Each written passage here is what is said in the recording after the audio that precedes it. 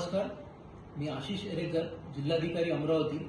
आपणास जिल्ह्यामध्ये असलेल्या गॅस पुरवठ्याच्या परिस्थितीबद्दल आज माहिती देऊ इच्छितो. अमरावती जिल्ह्यामध्ये सध्या एक पुरेसा जो गॅस सिलेंडरचा साठा उपलब्ध आहे.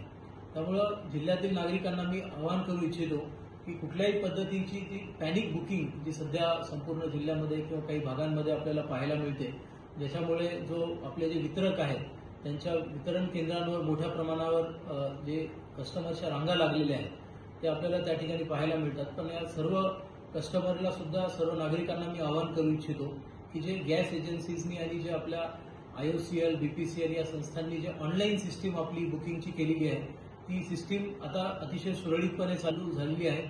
त्यामुळे आपण आपल्या घरी बसूनच हा सर्व बुकिंग त्या ठिकाणी गॅस सिलेंडरची करावी. कुठल्याही परिस्थितीत आपण वितरकांकडे त्या ठिकाणी गर्दी करू नये. शासनाने जो नियम आता घालून दिलेला आहे की 2 गॅस सिलेंडर बुक करण्यामध्ये एक 25 दिवसांचं अंतर त्या ठिकाणी आपल्याला ठेवायचं आहे.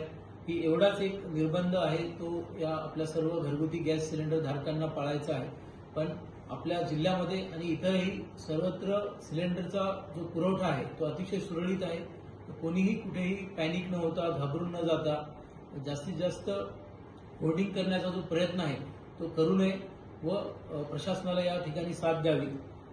डोमेस्टिक गॅस संदर्भात कुठल्याही प्रकारची आपल्या जिल्ह्यामध्ये काहीही तक्रार नाही आहे. आत्ताच आम्ही सर्व गॅस एजन्सी धारकांची सुद्धा बैठक घेतली. अतिशय चांगल्या पद्धतीने त्यांचे काम चालू आहे.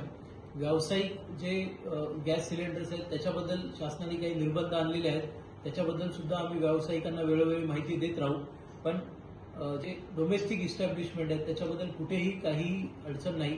कुठल्याही गृहिणीला, कुठल्याही नागरिकाला आपल्या घरगुती गॅस सिलेंडरबद्दल कुठलीही शंका मनामध्ये बाळगण्याचं कारण नाही. मी पुन्हा एकदा आवाहन करतो की जिल्ह्यामध्ये आपला जो गॅस सिलेंडरचा पुरवठा आहे तो अतिशय सुरळीत आहे.